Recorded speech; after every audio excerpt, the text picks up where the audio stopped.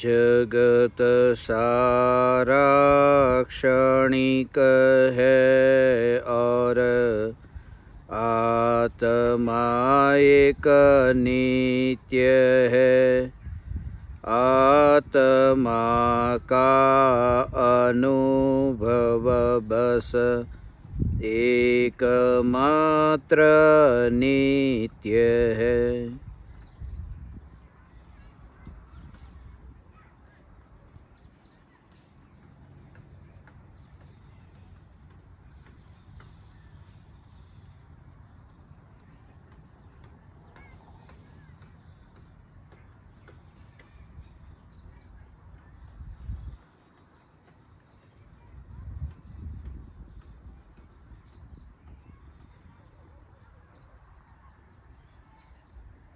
चैतन्य स्वभावी भगवान आत्मा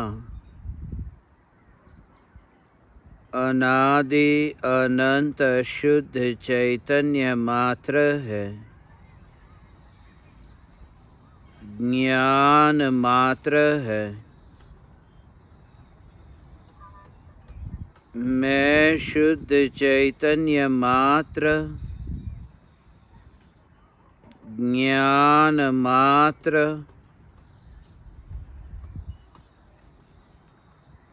भगवान आत्मा हूँ। त्रिकाल शुद्ध चैतन्य परमात्मा हूँ।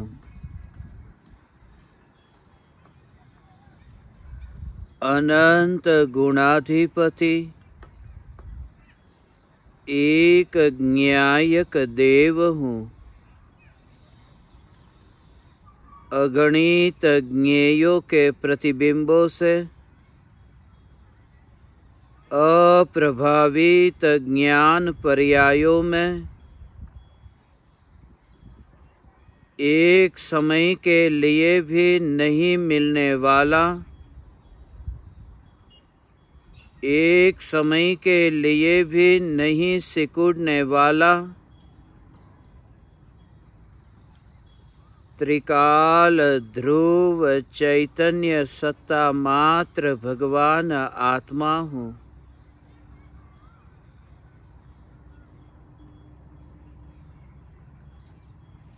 मैं त्रिकाल चैतन्य असु हूँ। त्रिकाल परिपूर्ण चैतन्य चांद हूँ। देह रूपी पृथ्वी से अत्यंत दूर स्वयं की सत्ता में स्थित हूँ।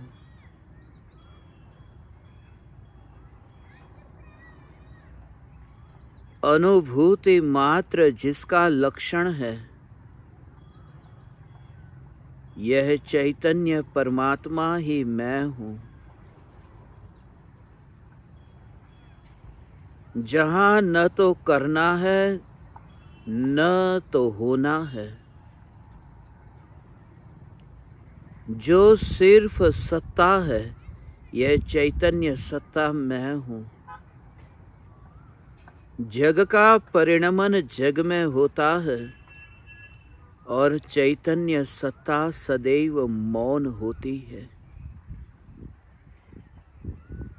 विकल्पों का कोलाहल विकल्पों में ही रहता है। चैतन्य घनपिंड में विकल्पों का कोलाहल सुनाई ही नहीं देता।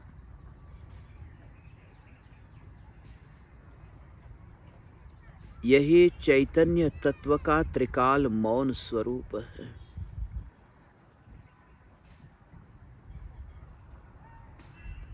भौतिक सिक्का असली है या नकली है, यह पहचान करने के लिए सिक्के की आवाज सुननी पड़ती है।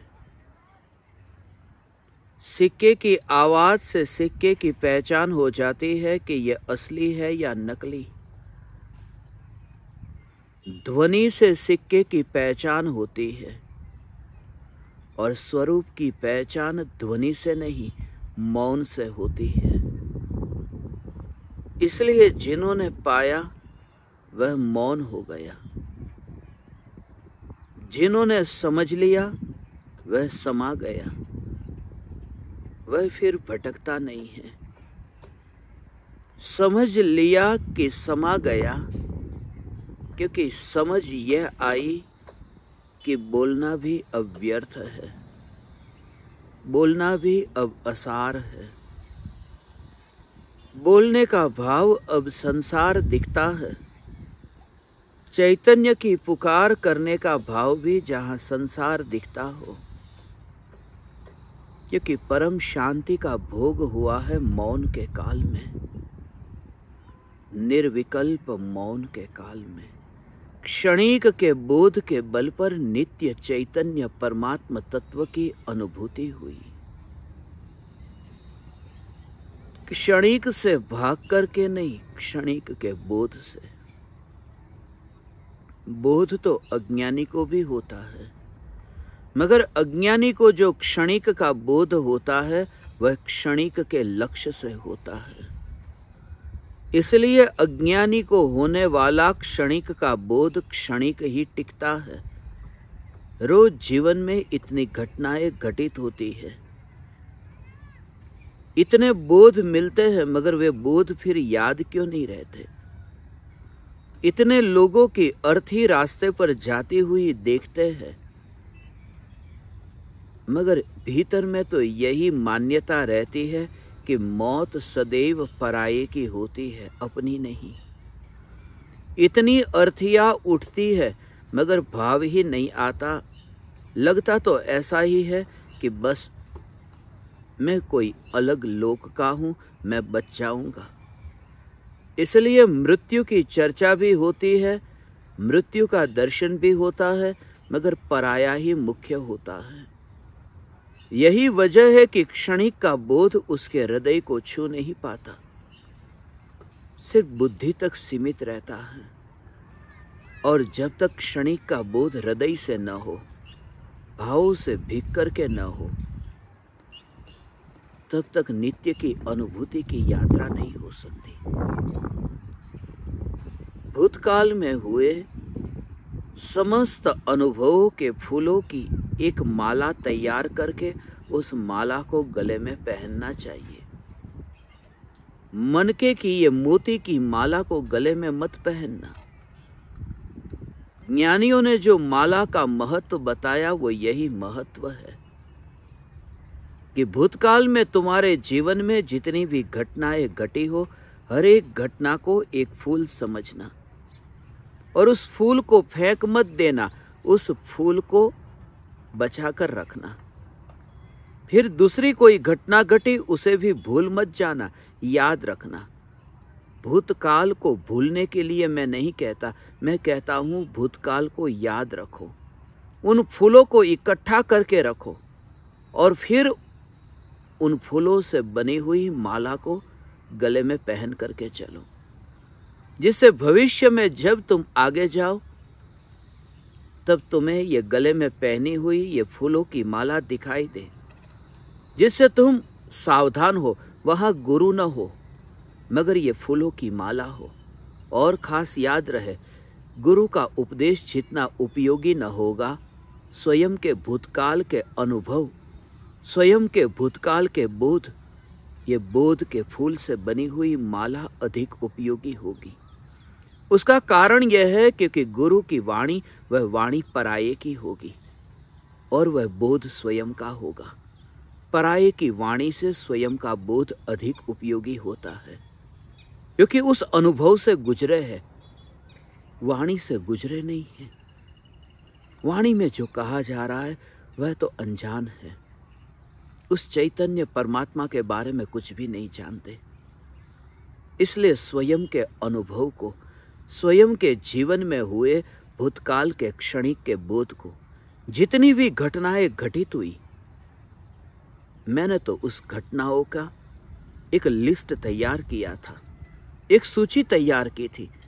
भूतकाल में हुई एक नहीं अनेकानेक घटनाओं की सूची तैयार की, फिर बहुत सोचा, बहुत विचार किया, और उस विचार का परिणाम है कि आज मैं यहां एकांत में हूं। आज मैं अपनी चैतन्य की मस्ती में मस्त हूं। आज तुमसे कुछ भी उम्मीद नहीं है। आज तुम्हारे सामने हाथ जोड़ करके तो बैठता हूं, मगर हाथ फैला करके नहीं। तुम्हें परमात्मा स्वरूप देख करके हाथ तो जोड़ता हूं, मगर सम्राट देख करके तुम्हारे सामने झोली नहीं फैलाता हूं। भूतकाल के क्षणिक के बोध को आधार बनाओ, और इतना तुम्हारे रग रग में वह क्षणिक का बोध खुल जाए कि फिर भविष्य में कुछ मिलेगा उसकी आशा ही न रहे। भूतकाल का क्षणिक का बोध इतना दृढ़ हो कि भविष्य में फिर उस संसार की खाई में, विकल्पों की आग में और राग और द्वेष के कुएं में गिरने जैसा लगे ही नहीं। मैं चैतन्य परमात्मा परिपूर्ण हूं, मगर परिपूर्णता में डुबकी लगेगी कैसे? क्षण भंगुरता का बोध हुए बिना, क्षण भंगुरता का बोध हुए बिना। अभी वह बोध नहीं हुआ। अभी सपने देखे हैं मोक्ष में जाने के। अभी भावना भाई है अनंत सिद्धों के संग सिद्ध शिला पर बैठने की, मगर वह भावना सिर्फ भावना है। तुम अपने हृदय से, तुम अपने भावों से, तुम अपने आप से ही पूछो।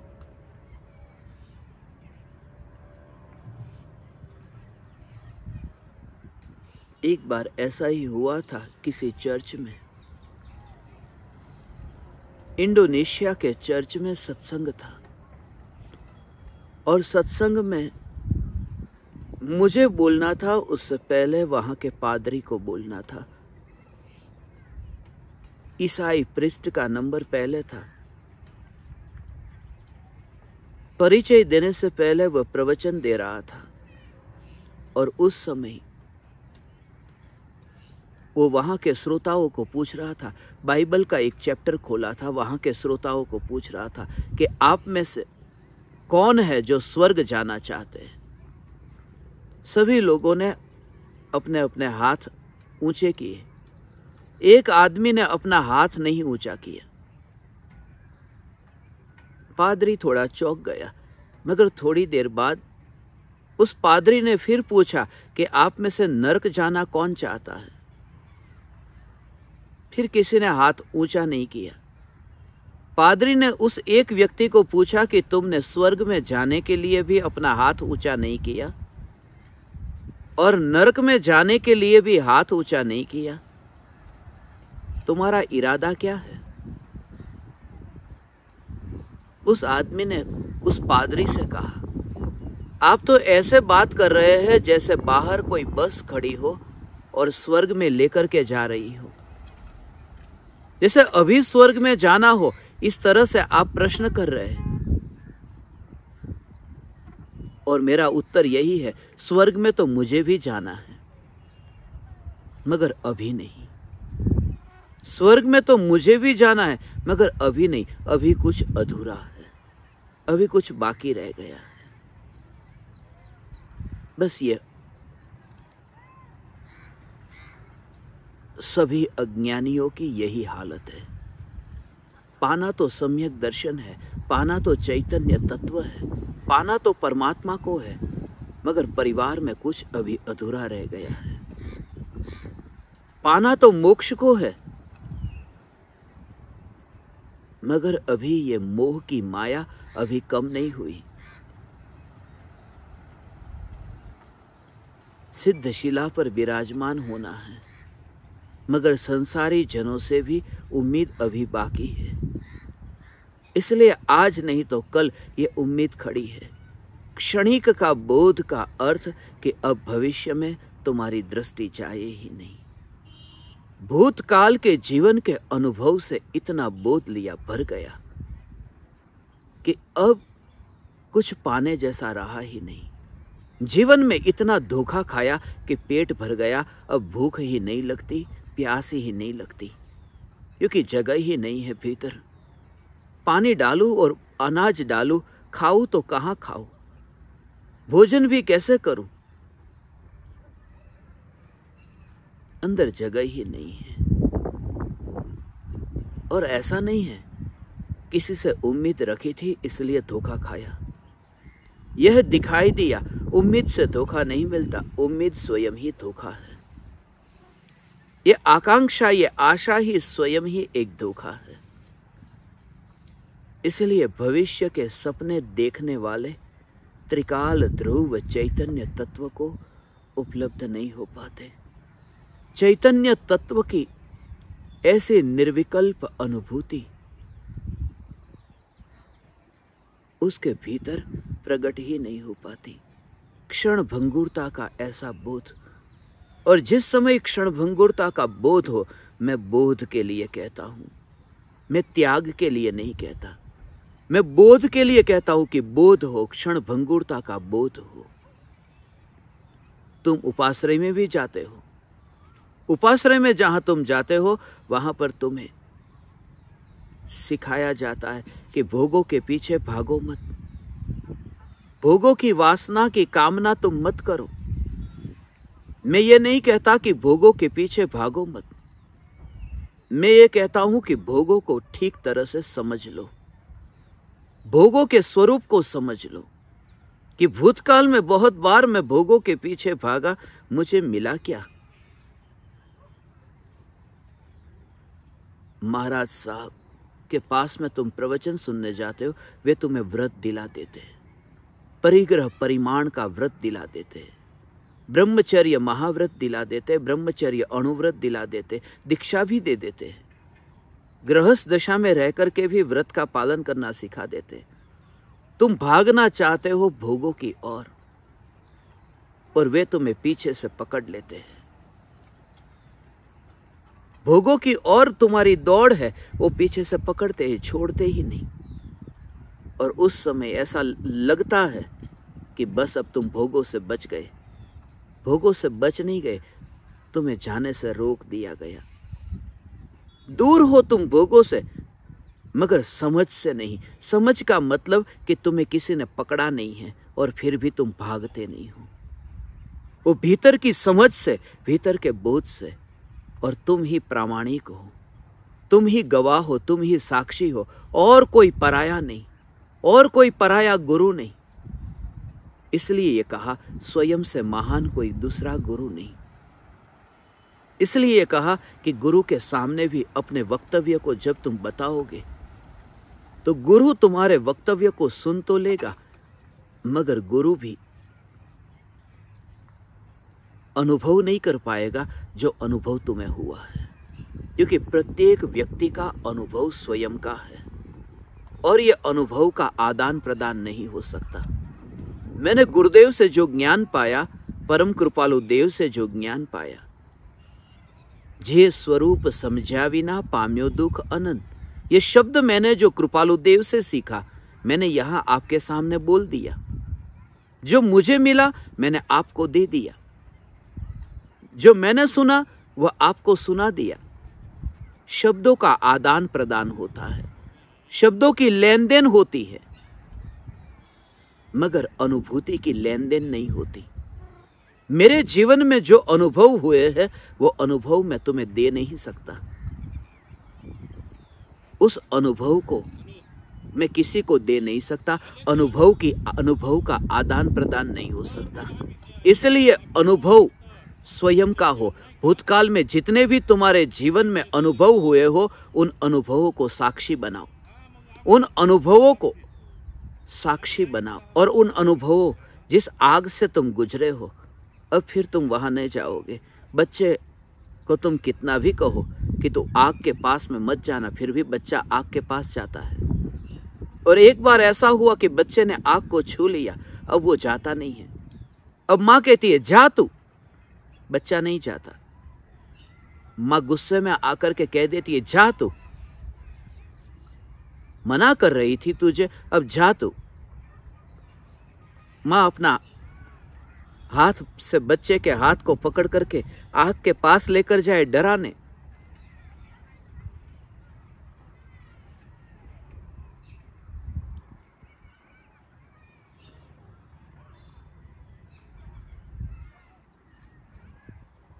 बच्चा कहता है मत कर मां, मत कर।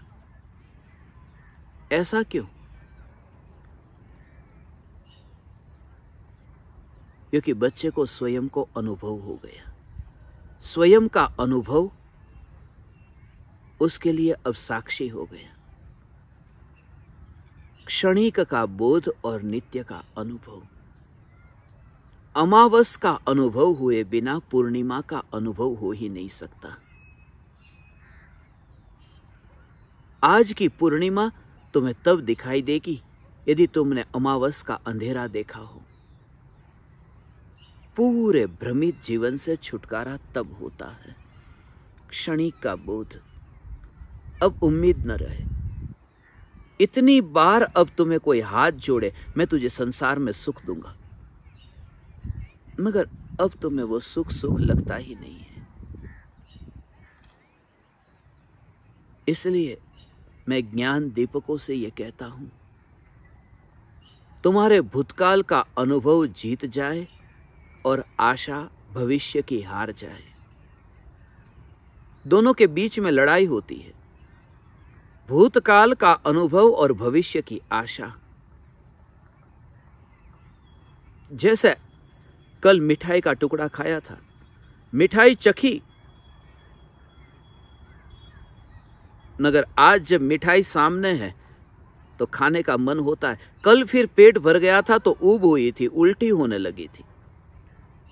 आज मिठाई सामने है, मगर वो कल का जो अनुभव था वो अनुभव अभी याद नहीं आ रहा। उसे एक आशा है कि आज मिलेगा सुख। भूतकाल का अनुभव है कि सुख नहीं मिला, मगर भविष्य काल की आशा है कि सुख मिल जाएगा।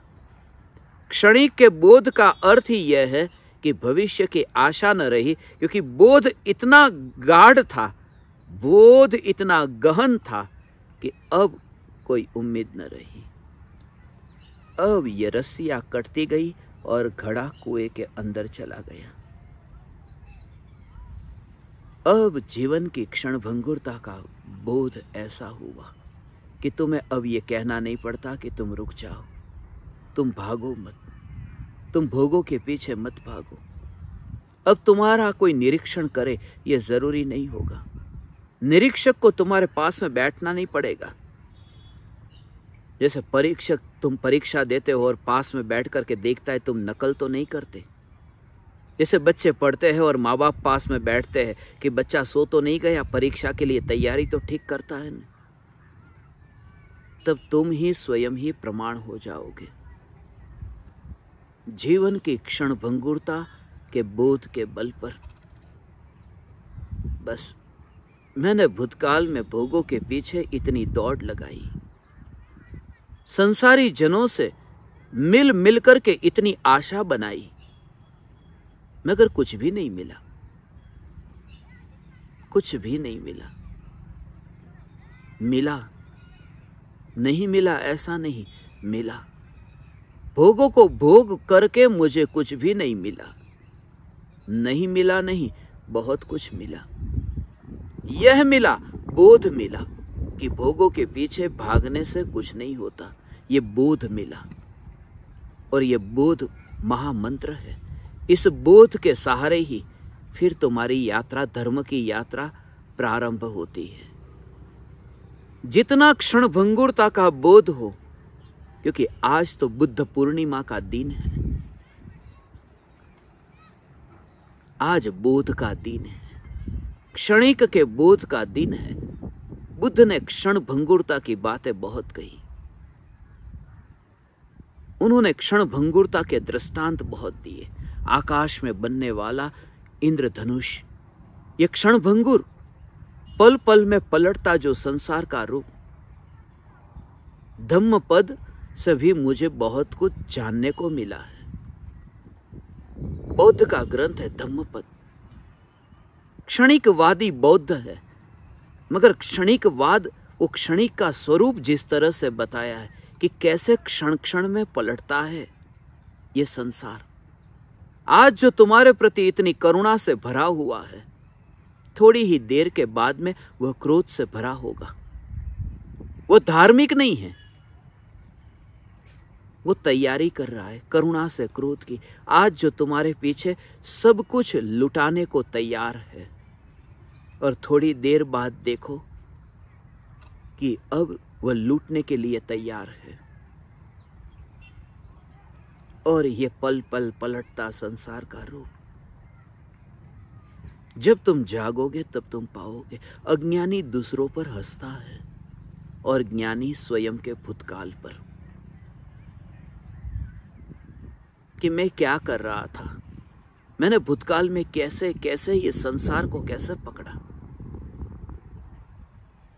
मैंने एक कहानी पढ़ी थी, उस कहानी में था एक आदमी की घड़ी 7वीं मंजिल से नीचे गिर गई। बालकनी में खड़ा था, फिसल गई, घड़ी नीचे गिर गई, घड़ी के टुकड़े टुकड़े हो गए। नीचे गया, उस घड़ी को लेकर के घड़ी ठीक करने वाले के पास में लेकर के गया। घड़ी ठीक करने वाला इस घड़ी को देख करके चौंक गया। वास्तव में वो घड़ी नहीं थी, वो सब छोटे छोटे टुकड़े थे जिसे पहचानना भी मुश्किल था। दुकानदार ने पूछा, ये क्या लेकर के आए? बोले, ये घड़ी है। पहचानी भी नहीं जा रही थी कि ये घड़ी है। दुकानदार अभी कुछ पूछने ही जा रहा था कि इस व्यक्ति ने कह दिया, ये कैसे? उस आदमी ने कहा, कैसे? रुको मैं कहता हूं। मैं बालकनी में खड़ा था और मेरे हाथ से ये घड़ी फिसल गई और नीचे गिर गई, उससे इसके टुकड़े टुकड़े हो गए। दुकानदार ने कहा, मैं ये नहीं पूछना चाहता, मैं ये पूछना चाहता हूं कि ये घड़ी को तुम कैसे पकड़ सके, यहां तक कैसे ला सके? एक एक छोटा छोटा टुकड़ा ऐसा बेर बिखेर हो गया, उसे तुम पकड़ कैसे सके?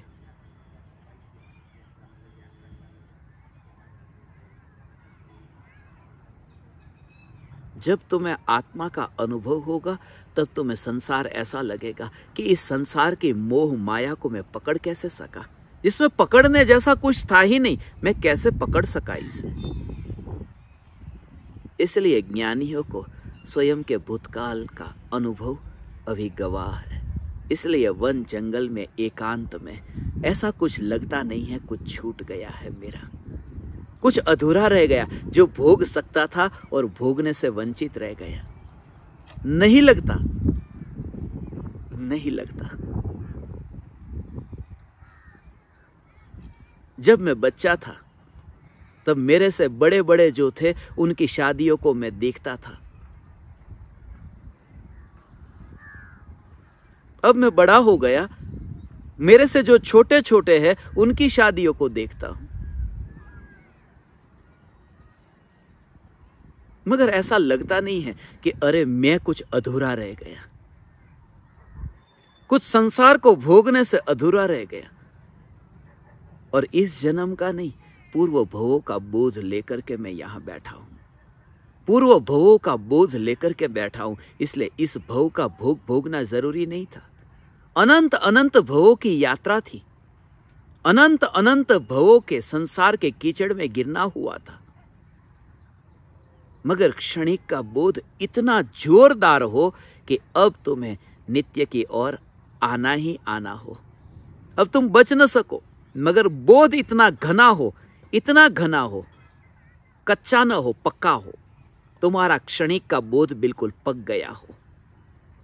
कच्चा जिसका बोध है वो अनुभूति को उपलब्ध नहीं होता। जिसको क्षणिक का बोध इतना पक्का हो गया है, इसलिए हीरे को कच्चा मत रहना देना, हीरे को पकाना। हीरा कच्चा न रह जाए, हीरा कच्चा न रह जाए इसका मतलब समझते हो? हीरा कच्चा न रह जाए अर्थात कोयला न रह जाए, क्योंकि कच्चा हीरा वह कोयला होता है, कोयले से ही फिर हीरा बनता है।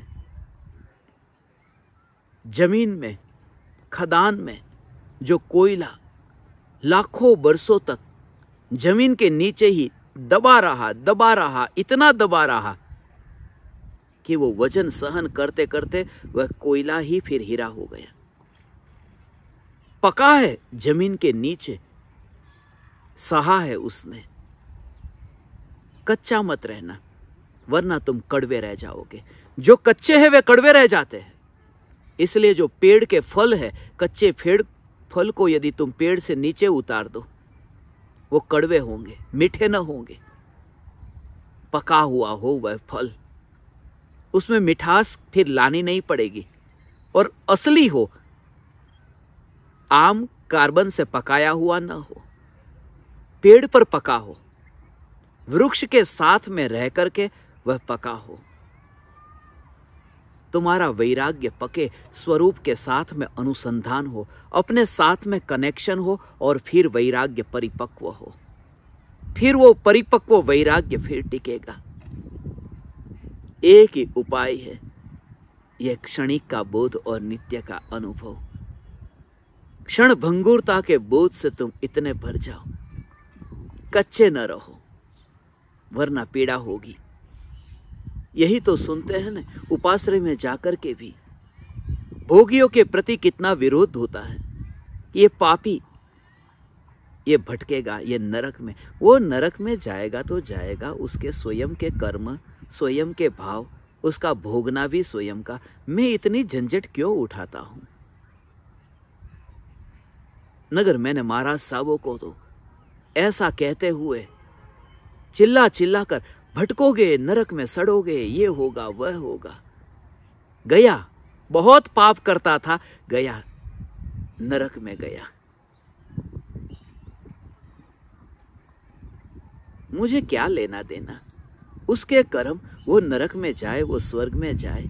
धर्मी साधर्मी चैतन्य तत्व को जिसने पाया, वह तो यही देखता है कि उसके पाप कितने भी हो, वो परमात्मा है। वो कहीं पर भी गया हो, मगर वो अपने चैतन्य स्वरूप में से बाहर कहीं भी नहीं गया। धर्मी किसी को पापी के रूप में देखता नहीं है।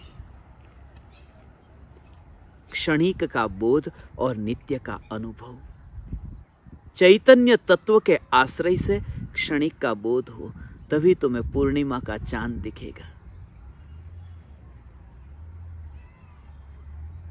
इतना बोध हो कि बस अंधेरे में, अमावस की काली रात हो, अमावस की काली रात में कोई व्यक्ति अंधेरे कमरे में काली बिल्ली को खोजने का प्रयास करे, जो बिल्ली वहां पर है ही नहीं, फिर भी बिल्ली को खोजने का प्रयास करे। और ये प्रयास जैसा तुम्हें लगे, ऐसा ही तुम्हें लगे कि इंद्रियों के विषयों के भोगों को भोगने में ऐसा ही है जैसे अमावस की काली रात में अंधेरे कमरे में काली बिल्ली को ढूंढ रहा हूं, जहां बिल्ली है ही नहीं। इसलिए तुम्हें एकांत में आने के लिए कहता हूं, इसलिए तुम्हें इस भूमि पर आकर के 3 दिन ठहरने को कहता हूं। 6 जून से 8 जून गजपंथा में शिविर है। आप सब ने टिकट बुक करा ली होगी, आपके पास में टाइम टेबल आ जाएगा, कार्यक्रम की सूची पूरी आ जाएगी। 6 तारीख को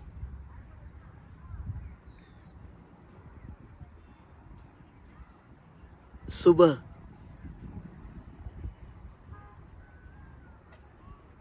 मुनि और आरिका के व्रत के रहस्य खुलने वाले हैं। इस शिविर का टाइटल ही ये रखा है, मुनि आरिका व्रत रहस्य शिविर।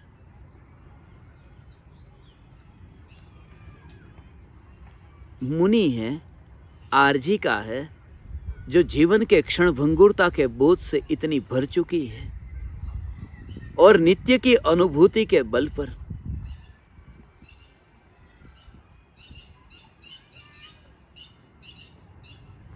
हे ज्ञान दीपक, एक ऐसा अपूर्व अनुभव। और ये भी कह दूं, ये गजपंथा की शिविर इस बार हो रही है, अगली बार पता नहीं कब होगी। ये भी कह दूं, ये भी एक अवसर है।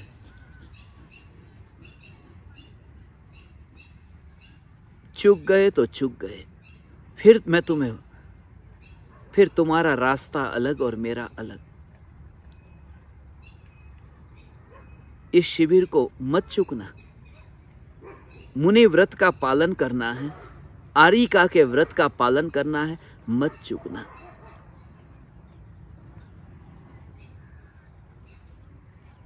संसार के सपने को अब फैलाओ मत। अभी तुम्हारे सपने और फैल रहे हैं। अभी बच्चे बाकी है, शादी करना बाकी है। बच्चे की शादी तो हो गई, मगर बच्चे के बच्चे को देखना अभी बाकी है। यहां अंत आता ही नहीं है, मौत आती है। और तड़प इतनी होती है कि समय गवा दिया। समझदार है वह जो जाग गया, जो चेत गया, जिसे बोध आ गया, जो जवानी में ही पूरी तरह से जागृत हो गया, जिसने बुढ़ापे का इंतजार नहीं किया, जो संसार को धोखा समझ करके ही समझ चुका। और संसार पूरा धोखा है। ये संसार एक धोखा है। थोड़े दिन पहले ही एक आदमी को शादी करने का मन था।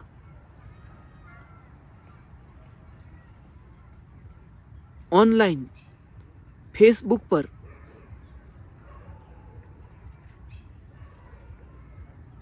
एक लड़के से मुलाकात हो गई।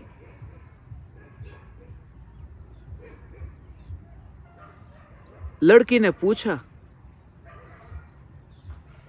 कि क्या करते हो। इसने तो कुछ भी नहीं कहा। फेसबुक पर फेस थोड़ी ना दिखता है। उसने कहा क्या बताऊं। मेरे बारे में सीधा संक्षिप्त परिचय इतना देता हूं कि मेरे पिताजी मेरे गांव के सबसे बड़े आदमी हैं।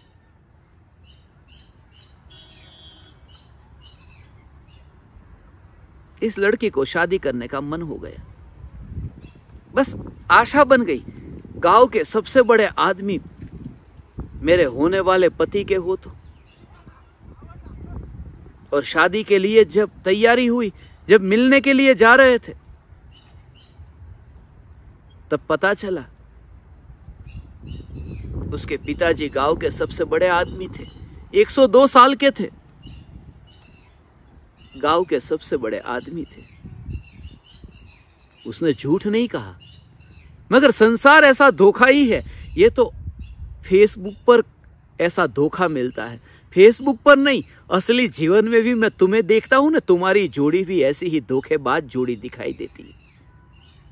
सब कहने को पति पत्नी है, बाकी तो नकली खेल है। बाकी नकली खेल है। तुम अपने भीतर में अपने मन को देखो। तुम रहते हो अपनी पत्नी के साथ में, मगर भीतर में तुम कितने उब चुके हो। तुम्हारा वश चले तो हिमालय के शिखर पर जाकर के बैठ जाओ।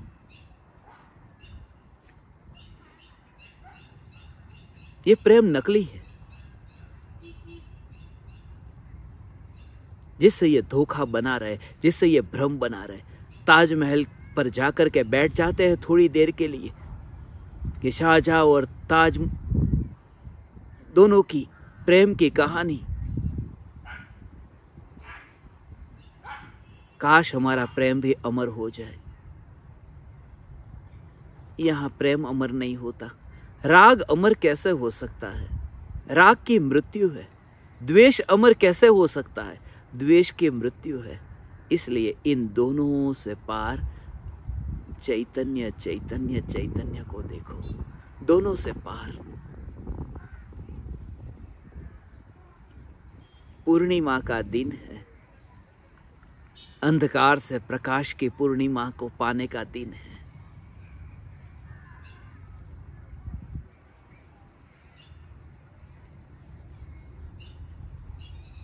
भूतकाल का अनुभव और भविष्य काल की आशा, उससे हट करके वर्तमान में आना, वर्तमान में आकर के भी वर्तमान पर जोर मत देना, वर्तमान में आकर के भी त्रिकाल चैतन्य सत्ता पर जोर देना। वर्तमान में वर्तमान का विकल्प न हो, वर्तमान में भी त्रिकाल ध्रुव चैतन्य सत्ता दृष्टि में रहे, जिससे तुम्हें वर्तमान की याद ही ना आए। और वर्तमान की याद ना आए न तो भूत और भविष्य की भी याद नहीं आती। चैतन्य चैतन्य चैतन्य चैतन्य चैतन्य तत्व की निर्विकल्प अनुभूति होती है, वह वर्तमान में होती है, वर्तमान में होती है, मगर वर्तमान का विकल्प नहीं आता। इसलिए भूत और भविष्य के भेद खड़े नहीं होते, क्योंकि भूतकाल और भविष्य काल है क्या? वर्तमान से पहले का जो भी है वह भूतकाल, और वर्तमान के बाद का जो है वह भविष्य काल। मगर अनुभूति हुई तब वर्तमान में हो रही है, ये भाव ही नहीं। अनुभूति हुई तब तो ऐसी अभेद निर्विकल्प ऐसी अनुभूति कि त्रिकाल सत्ता पर पूरा जोर है, अनंत पर्याय ढली है स्वरूप में, अभेद हुई, निर्विकल्प हुई। इसलिए त्रिकाली का भी भेद नहीं। जैसे भूत और भविष्य का भेद नहीं, ऐसे वर्तमान का भी नहीं। वर्तमान का भेद नहीं तो फिर त्रिकाली का भी विकल्प नहीं, क्योंकि मैं क्षणिक पर्याय हूं और ये नित्य आत्मा है, ऐसा नहीं। वहां सिर्फ अनुभूति रह जाती है, और अनुभूति भी है, रह जाती है क्या भगवान? ये है फिर वो अनुभूति मात्र, अनुभूति मात्र, न करना, न जाना, न बहना, न पलटना, सिर्फ अनुभूति मात्र। ये अनुभूति मात्र, जिसने धर्म को पाया वह अनुभूति मात्र को समझा। मैं अनुभूति मात्र ज्ञायक देव। इसलिए उस अनुभूति में परमाणुओं की स्पर्शना नहीं है, उन अनुभूतियों में राख की दीवार का पड़ोसी नहीं है। ये शरीर तुम्हारे पड़ोस में रहेगा ही नहीं जब तुम्हें वह अनुभव होगा। पड़ोस में भी नहीं रहेगा। मैं देह तो नहीं हूं, मगर देह मेरे पड़ोस में भी नहीं है। देह मेरे पड़ोस में भी नहीं है। मैं देह तो नहीं हूं, देह मेरे पड़ोस में भी नहीं है। क्योंकि देह पड़ोस में है, उसके लिए भी पड़ोस की ओर देखना पड़ता है। ये पड़ोसी की ओर ध्यान जाता है। इसलिए सत्ता मात्र को देख करके, चैतन्य की ध्रुवता मात्र को देख करके तुम अनुभव करो। इसलिए जब ऐसा अनुभव होता है तब देहधारी नहीं रहे, तब देह नहीं रहा,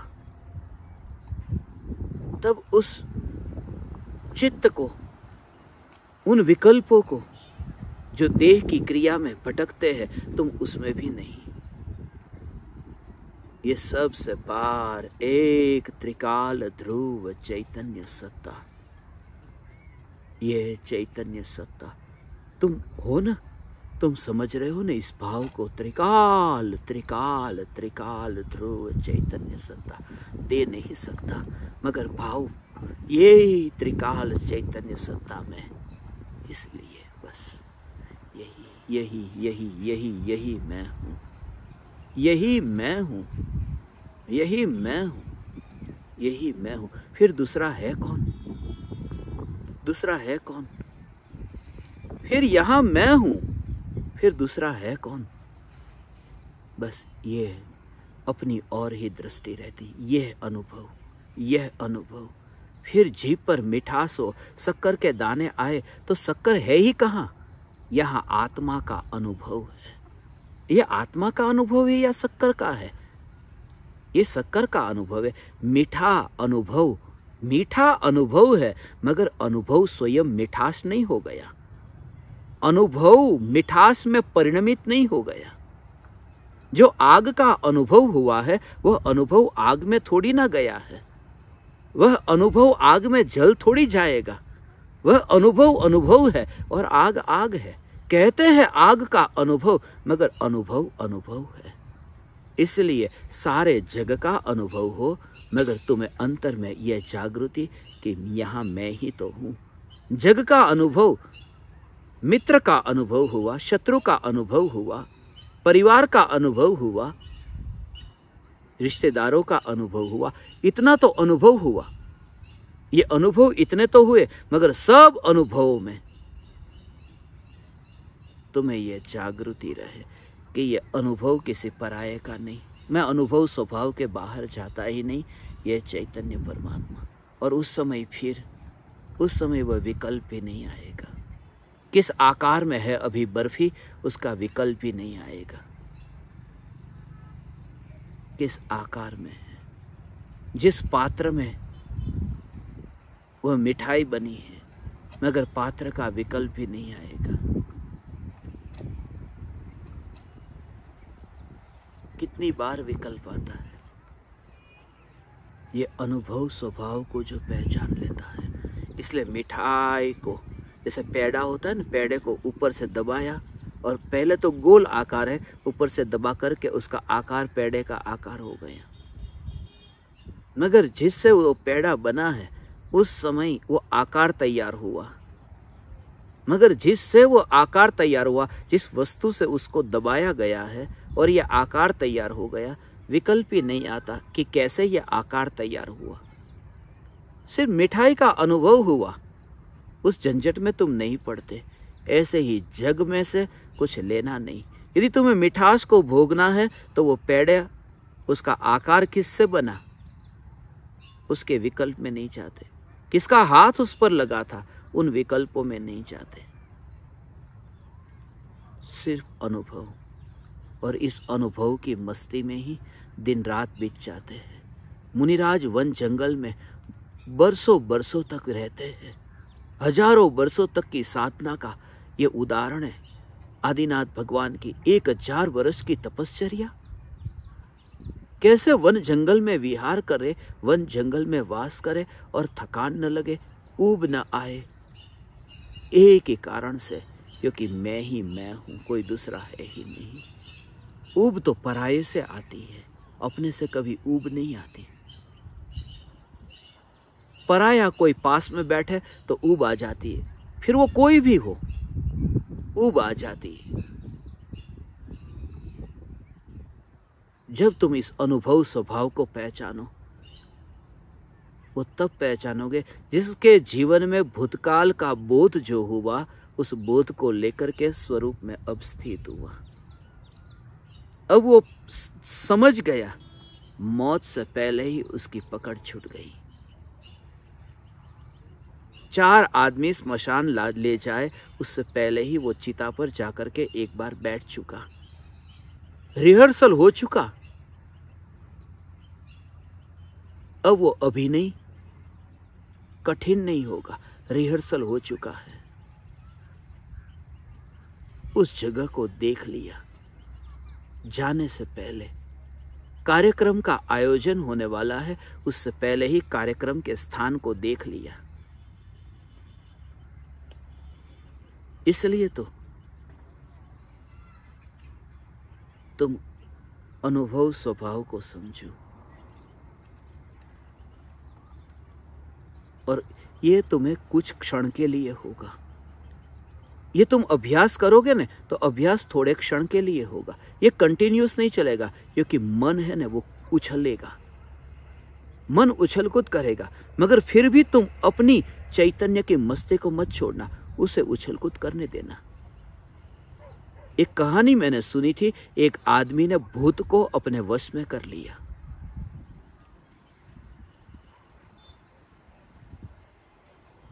भूत को प्रसन्न किया, खुश कर दिया। भूत ने कहा, मैं बहुत खुश हूं, तुम जो कहो वो करने को तैयार हूं, तुम्हारा सब काम कर दूंगा।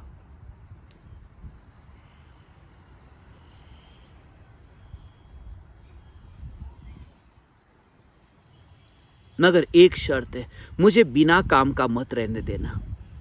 मैं सब काम करूंगा। जिस दिन मेरे पास कोई काम न होगा मैं तुम्हारी गर्दन काट दूंगा। इसलिए काम दो, कितना भी काम दो, मैं काम करने को तैयार हूं।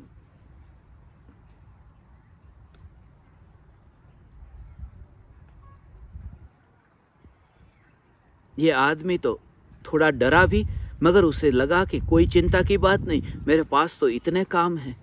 घर का काम है, दुकान का काम है, कितने सपने जीवन में देखे हैं, इतने काम तो है। भूत को लेकर आया घर पर। भूत को कहा कि चलो खाना बना दो। भूत ने तात्कालिक खाना बना दिया। कहा कि खाना परोस दो। भूत ने खाना परोस दिया। भूत को कहा कि अब बर्तन साफ कर दो। सब कर दिया तात्कालिक। इसे तो लगा कि सब काम हो ही रहे हैं तो एक काम और करा ले। जीवन भर का सपना था, एक बहुत बड़ा महल बनाना था न। भूत को कह देता हूं, क्योंकि गर्दन का सवाल है, गर्दन काट देगा। भूत को कहा कि एक अच्छा सा महल बना दे, राजमहल। भूत ने तो थोड़े ही समय में वो महल भी बना दिया। फिर इसके जीवन का जो अरमान था कि कोई सुंदर स्त्री को ढूंढ के लेकर आ जिससे मैं शादी कर सकूं, भूत तो गया शहर में जाकर के सुंदर लड़की को लेकर के आ गया। शादी भी हो गई। भूत ने कहा और बताओ क्या काम है। ये तो अब फंस गया कि अब तो कुछ काम बाकी नहीं बचा।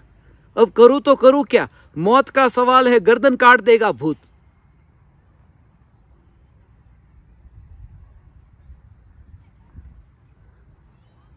परेशान हो गया। भूत से परेशान हो जाते हैं लोग। इसके पास अब कोई उपाय नहीं था। मगर गांव में एक फकीर था जो अनुभवी था। बरसों का अनुभव था उसके पास। उसने भी जीवन के अनुभव से बहुत पाठ सीखा था। फकीर था ना, मस्ती में रहता था, कभी गांव में, कभी जंगल में, कभी स्मशान में। उस फकीर के पास गया। इस आदमी ने कहा कि ये भूत मैं लेकर के तो आया हूं मगर बहुत परेशान कर रहा है, जल्दी से बताओ। और ये हमेशा कहता है कि कुछ काम दो। मेरे पास में जितने काम थे वो सब काम ये तात्कालिक कर देता है। अब ऐसे कोई काम भी बाकी नहीं बचे। अब करूं तो करूं क्या। उस फकीर ने कहा तुम्हारे घर पर निसरनी है, सीढ़ी, ऊपर चढ़ने की सीढ़ी होती है। भूत को कहना ये सीढ़ी से ऊपर चढ़ो और नीचे उतरो, ये काम तुम करो, बस तुम्हारी गर्दन बच जाएगी। पर भूत को सीढ़ी दिखा दी कि इस सीढ़ी से तुम्हें ऊपर जाना है, फिर नीचे आना है, फिर ऊपर जाना है, फिर नीचे आना है, ऐसे ही चलते रहना है। और भूत ये करता रहता है। अभी भी भूत रुका नहीं है। मगर इतना काम हो गया कि यह आदमी बच गया, उसकी गर्दन कटने से बच गई। सबके पास ऐसे भूत है। ये भूत है कौन? भूत माने हमारा मन, ये विकल्प। यही तो भूत है जो शांति से बैठना ही नहीं चाहता। कुछ करूं,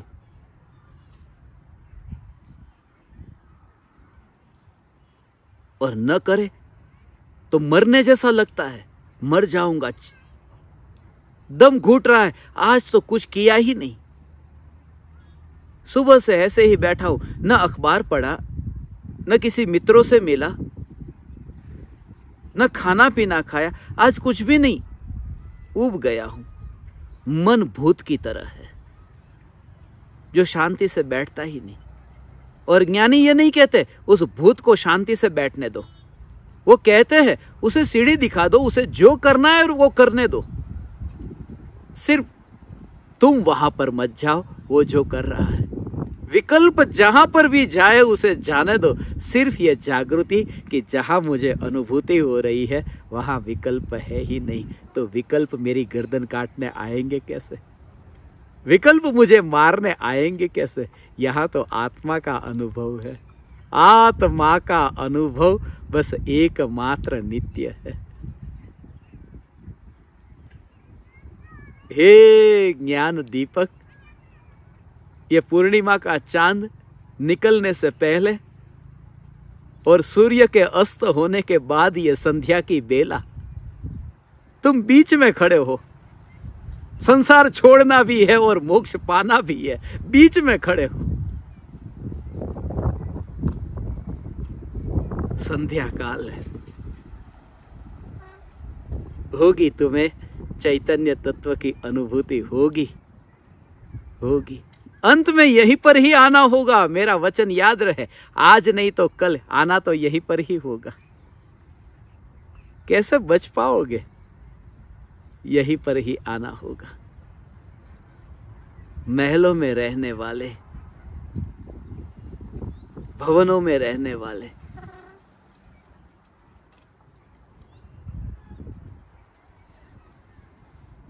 यहां आए बिना शांति को उपलब्ध नहीं हुए हैं। यहां आए बिना माने गजपंथा मत समझना।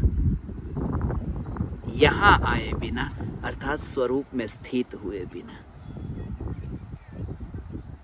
सिर्फ ये जागृति कि जहां पर भी ये भाव चल रहे हैं उन भावों में मैं हूं ही नहीं, क्योंकि पूर्ण सत्ता यहां देखी तो विकल्प अलग दूर दिखते हैं। शेयर बाजार में सेंसेक्स इतना ऊंचे नीचे हो रहा है, आपको पता है शेयर बाजार का भाव?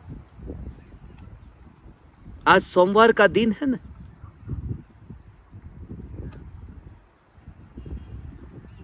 बढ़ गया घट गया, बढ़ गया घट गया। मेरे एक मित्र है, हमेशा कहते रहते, जब भी मिलते, शेयर बाजार ऊपर गया, शेयर बाजार नीचे गया, और मैं चुपचाप सुनते रहता हूं। वो हमेशा कहता, आपको कुछ होता नहीं, मैं आपसे बात कर रहा हूं। मैं कहता हूं मैं सुनता हूं, मगर कुछ होता नहीं है, क्योंकि मैंने जब शेयर बाजार में कुछ इन्वेस्ट ही नहीं किया तो फिर क्यों कुछ होगा, बढ़े या घटे। ये जागृति। क्रोध बढ़ जाता है, मुझे बहुत गुस्सा आता है, बहुत गुस्से वाला हूं, मगर फिर कम भी हो जाता है। ये सेंसेक्स की तरह है, बढ़ता है घटता है, बढ़ता है घटता है। जो मुझे पहचानते हैं नजदीक से, वो समझते हैं कि ये पारा चढ़ा है, अभी उतर जाएगा, ये ज्यादा दिन नहीं टिकेगा। फिर वो मुझसे कहते, आप इसका ऑपरेशन क्यों नहीं करते? ये जो पारा चढ़ जाता है और उतर जाता है। वो शेयर बाजार में मेरा इन्वेस्टमेंट ही नहीं है, क्रोधादि भावों में मेरा इन्वेस्टमेंट नहीं है, मेरा मन है चैतन्य की ध्रुव सत्ता का।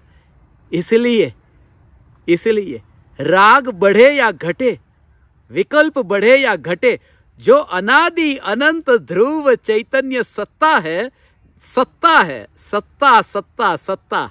ये सत्ता माने 7-7 हुई अभी, देखो घड़ी में भी 7-7। ये सत्ता है, सत्ता है, सत्ते पे सत्ता है, ये चैतन्य सत्ता है। ऐसा हो योग, जहां जहां देखो वहां सत्ता ही दिखाई देता है। ये त्रिकाल ध्रुव चैतन्य सत्ता है, ये सत्ता जिसका इन्वेस्टमेंट विकार में हुआ ही नहीं है। तुम्हें ऐसा दूर दिखाई दे, दूर दिखाई दे। शेयर बाजार में मैंने अपना धन रोका ही नहीं है, और उसका प्रमाण क्या? क्योंकि नजर के सामने यहां पर मेरा धन दिखाई दे रहा है। ये ध्रुव चैतन्य सत्ता को टिकती हुई देखो, टिकती हुई देखो, वहां तुम्हें ये दिखाई देगा कि वहां उछल कूद नहीं हो रही है। जिस दर्पण को तुमने अपने हाथ में पकड़ कर रखा है, उस दर्पण में प्रतिबिंबित होने वाली सागर की तरंगे वो यहां नहीं है, वरना वो बहा देती दर्पण को, वरना वो दर्पण को ऊंचा नीचा कर देती, मगर वो स्थिर है दर्पण। इसलिए तो वो तरंगे जो प्रतिबिंबित हो रही है इतनी सहज, उछलती तरंगे उछलते दर्पण में प्रतिबिंबित नहीं हो सकती। ये स्थिर दर्पण में उछलती तरंग जो स्पष्ट प्रतिबिंबित होती है, ये ज्ञान की जानने जानने जानने जानने रूप, ये ज्ञान दर्पण की अवस्था में ये विकल्पों की तरंगे जो प्रतिबिंबित हो रही है,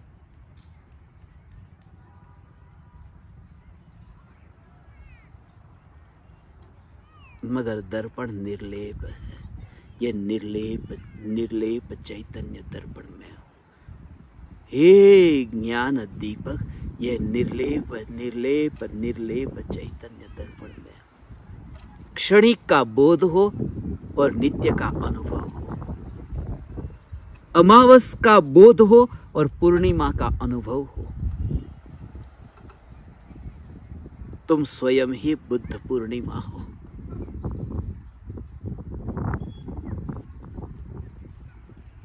आज की रात न जा परदेसी, आज यहीं पर ही विश्राम का मन है। खुले आकाश में पूर्णिमा के चांद को देखो,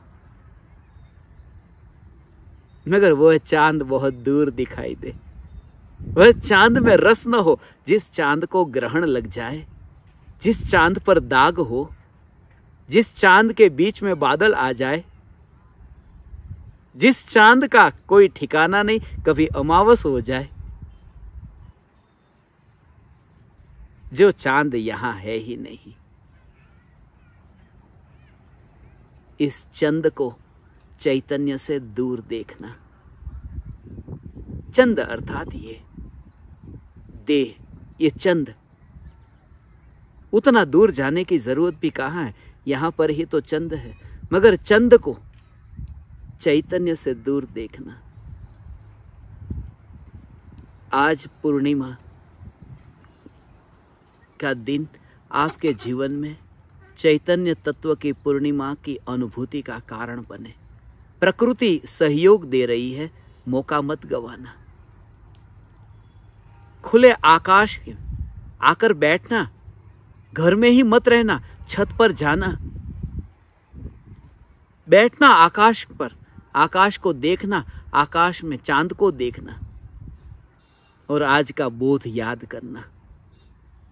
चैतन्य चांद की पूर्णिमा और अज्ञान की अमावस, क्षणिक का बोध और नित्य का अनुभव। भूतकाल के बोध को याद रखना, भूलना मत। जितने भी जीवन में धोखे खाए, ठोकर खाई, उसे याद रखना। नफरत मत करना उनसे, उन्हें धन्यवाद देना कि संसार का स्वरूप समझाने में मुझे सहयोग दिया। आप तो मेरे परम मित्र निकले। और ऐसा परम मित्र खोजने के लिए दूर भी नहीं जाना पड़ेगा। पति के लिए पत्नी है, पत्नी के लिए पति है, जो बोध करा दे आपको कि संसार असार है। उन्हें धन्यवाद देना। अनंत काल के लिए यह निर्विकल्प अनुभूति होती है। अनंत काल की ओर दृष्टि करने से नहीं, अनंत गुणाधिपति चैतन्य तत्व की ओर दृष्टि करने से। यह चैतन्य तत्व पूर्णिमा का चांद, जिस पर दाग नहीं, बेदाग पूर्णिमा का चांद, बेदाग पूर्णिमा का चांद, बेदाग पूर्णिमा का चांद।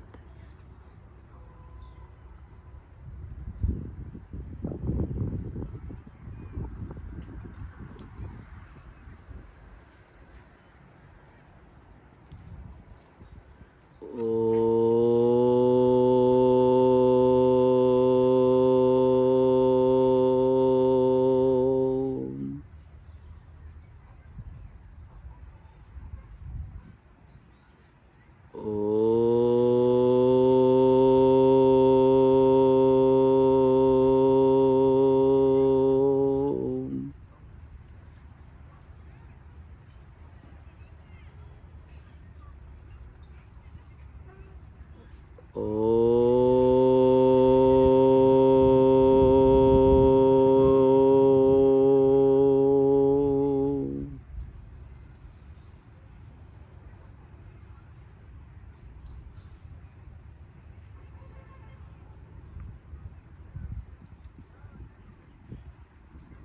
अहो अहो श्री सद्गुरु करुणा सिंधु अपार, इस पामर पर प्रभु किया आहो आहो उपकार, आहो आहो उपकार। देह सहित जिनकी दशा वरते देहातीत, उन ज्ञानी के चरण